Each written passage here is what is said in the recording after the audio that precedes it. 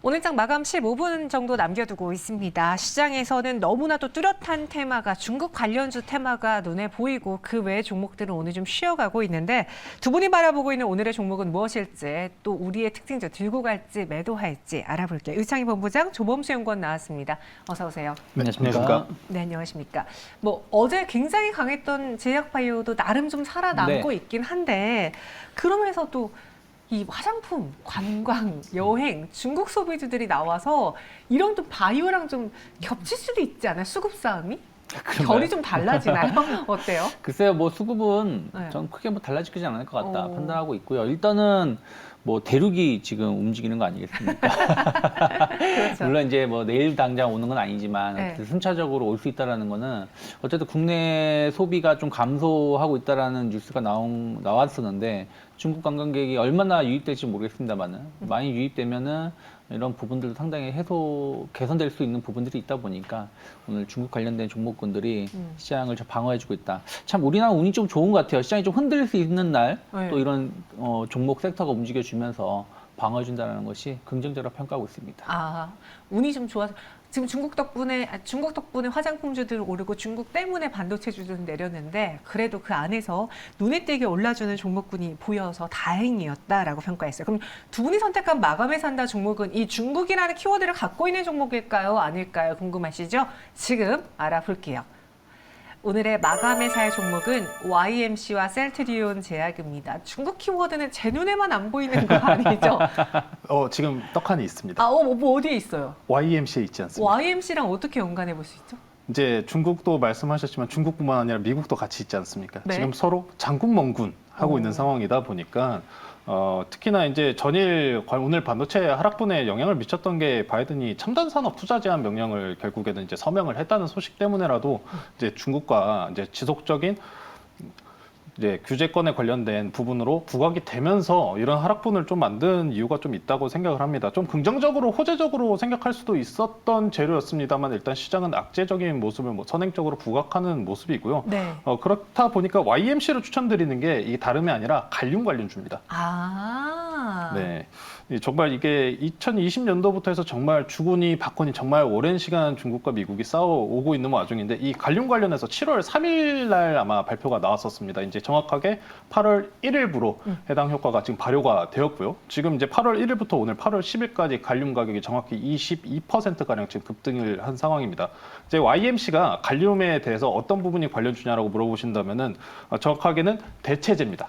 소재 대체재 관련주기 때문에 오히려 이렇게 갈륨 가격이 지금 선행적인 소재에 대한 확보 그리고 투기성까지 띄면서 급등을 이루고 있었을 때 이런 대체재 관련주들이 상당히 부각을 받을 수 있다고 생각해서 오늘 YMC를 이렇게 추천드리고요.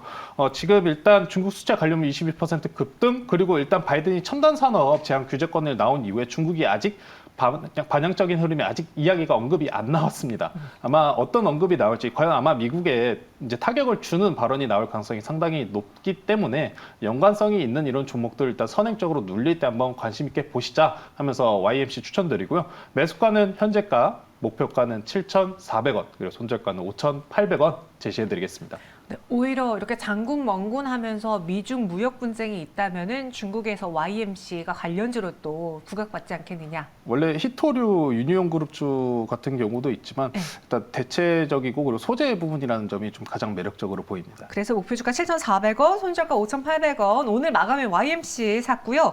이번에는 셀트리온 네. 제약입니다. 네. 그 많고 많은 제약 바이오 안에서 셀트리온을 갖고 온 건 알겠어요. 근데 그 세 가지 중에서 셀트리온 제약을 선택하셨어요. 뭐 셀트리온 제약이 제일 좀 흐름을 주도할 수 있지 않을까 오. 판단을 좀 하고 있어요. 주도예요? 네. 왜요? 셀트리온하고 셀트리온 헬스케어 비교해 본다면 네. 셀트리온 제약이 조금 더 좋은 위치가 아닐까 판단하고 있고요. 일단은 뭐 유플라이마 제품이 이번에 이제 공보험사 미국 공보험사 적용을 받게 되죠.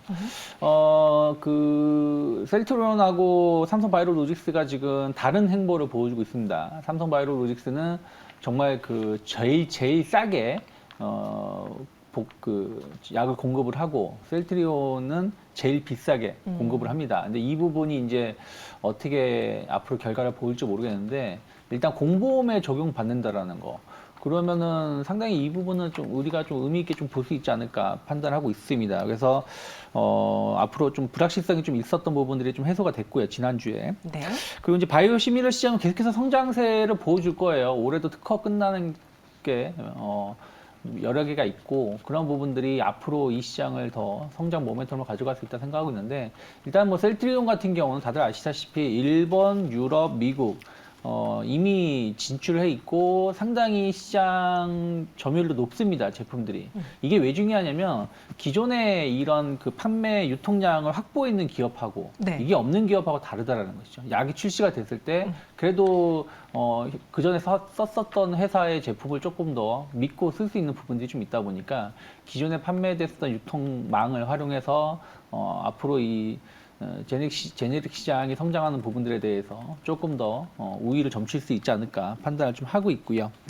또 이제 합병에 대한 어떤 기대감이죠. 어느 정도 약간 주가에 반영됐다 생각하고 있지만 어쨌든 이제 셀트리온 그룹주들이 괜히 분할해가지고 욕은 욕대로 얻어먹고 이제 다시 합병을 준비하고 있기 때문에 그런 것들도 어떻게 보면 주가에는 긍정적인 역할을 해줄 수 있다. 물론 다른 제약바이오처럼 AI가 붙거나 혹은 뭐 비만이라든지 뭐 이런 부분들 관련해서는 셀트리온이 조금은 관계성은 없지만 그래도 안정적인 매출이 나오고 영업이익이 나온다라는 부분들 본다라면 충분히 저는 추가적인 상승 가능하지 않을까 판단하고 있고요.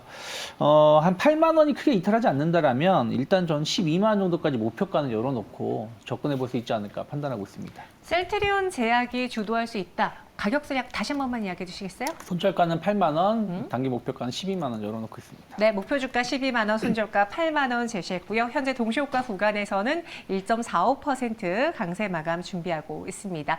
시장 상황 보시면 뭐 저희가 처음에 말씀드린 거하고 큰 변화가 없어요. 계속 코스피는 약보합에서 코스닥은 강보합에서 움직이고 있는데 특징주 이 종목 팔고 갈까 계속 들고 갈까? 에이프로젠 볼게요.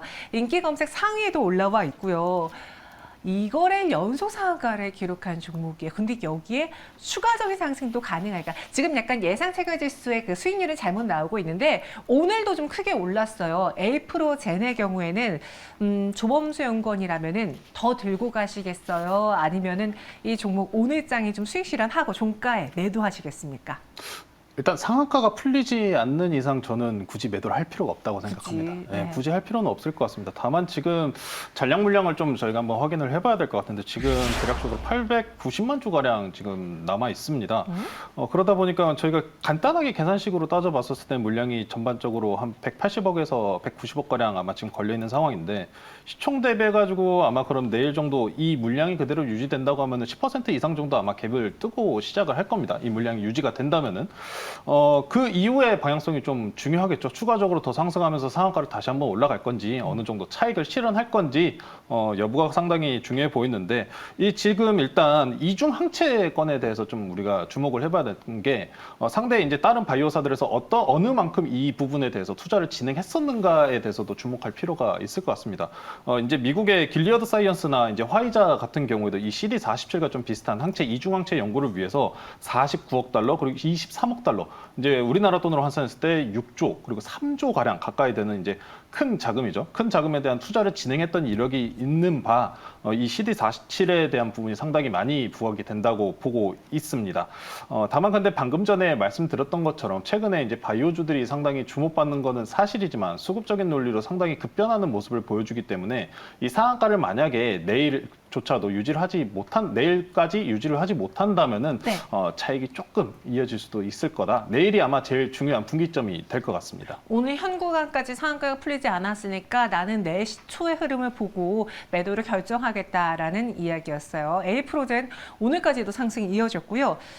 다음은 게임주를 한번 보도록 하죠. 도대체 게임주의 호재는 언제 나오는 겁니까? 위메이드가 오늘 10% 넘게 급락을 보이고 있고 넷마블 3.81% 하락, 크래프톤도 밀리고 있어요. 실적단에서 뭘 보여주지 못하기에 좀 게임주들이 아쉬운 모습인데요. 유창희 대표님, 네. 아마 최근에 게임주를 여전히 손실권에 갖고 계신 분들은 이전에 그 메타버스 열풍, 위메이드 그 열풍 속에 매수하신 분들이 많을 거예요. 많으시죠?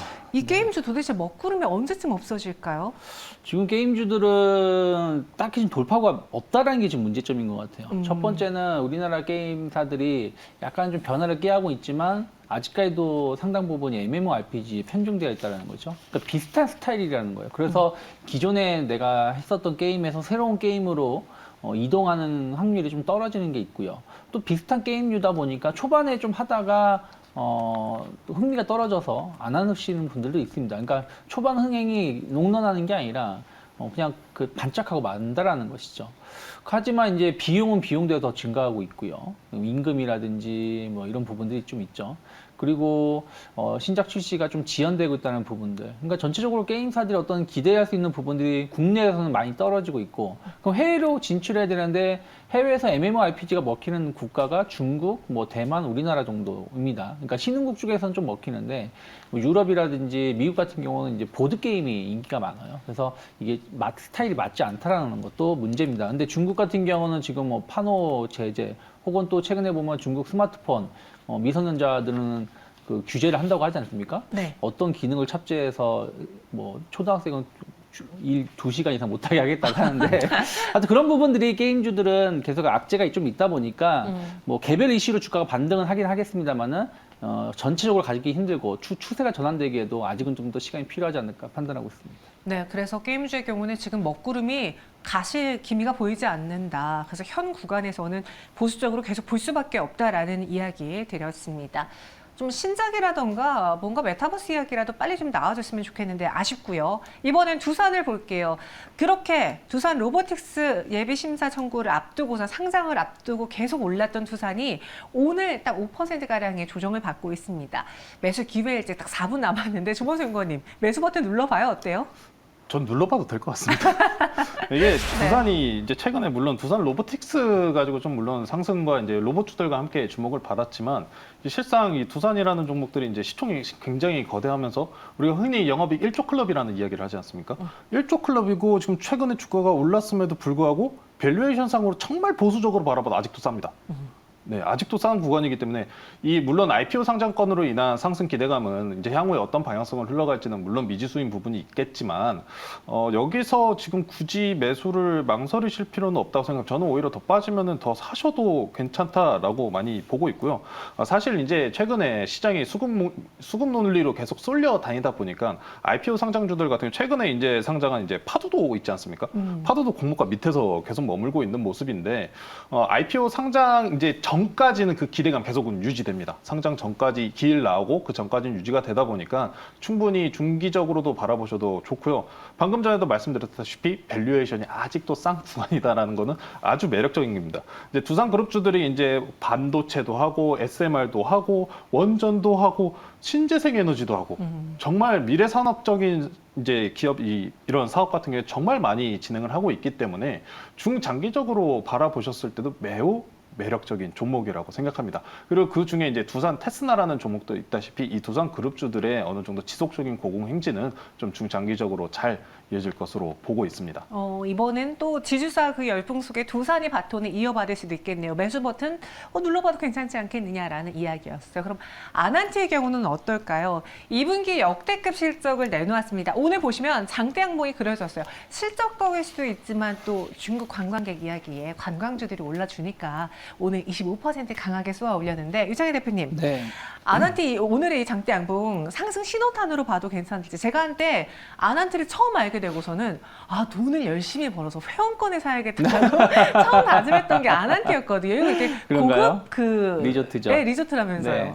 근데 고급 리조트이기도 하고요. 네. 오늘 뭐 실적을 보고 이제 다들 놀라셨겠지만 이게 약간 일회성 이벤트라고 보시면 될 것 같아요. 그러니까 오늘 어떻게 보면 여행주들이 많이 움직인 게 운이 좋았죠. 그러니까 중국 이슈도 좀 있었고 또 이번에 분양, 부동산 분양 관련해서 잘 뭐 이게 매출로 잡힌 부분들이 있는데 이 분양 시장은 그렇게 좋다라고 보기 힘든 부분들이 좀 있고 이 단순하게 이번에 찍힌 게 연속성을 띠는 건 아니다 보다 보기 때문에 주가는 약간 더 올라갈 여지는 있다 생각하고 있어요. 중국 이슈가 지금 상당히 크게 작용하고 있기 때문에. 하지만 이게 완벽하게 다시 과거의 영광으로 가기에는 조금 흐름을 더 봐야 되지 않을까 판단하고 있습니다. 네, 그래서 아난티의 일단 오늘 상승은 실적 덕도 있었기 때문에 신호탄이 터졌다기보다는 오늘 여러 가지 재료가 더해져서 좀 강한 장대 양봉이 나온 것 같다라는 의견이었습니다. 아난티에 대해서는 X 의견 드렸고요. 동시효과 구간 마지막으로 살펴볼게요. 오늘 옵션 만기일입니다. 그래서 동시효과에 갑자기 내가 갖고 있는 종목의 호가가 왜 현재가랑 많이 달라졌지 의아하신 분들은요. 종가까지 지켜보세요. 코스피는 보합에서 파란불이 들어와 있고 2603.25포인트. 조금 전까지만 해도 외국인과 기관 투자자들 여전히 매도 포지션에 있었습니다. 코스닥은 반대로 0.24% 오른 911.18포인트 지나갑니다. 마감 동시효과 함께 하셨습니다.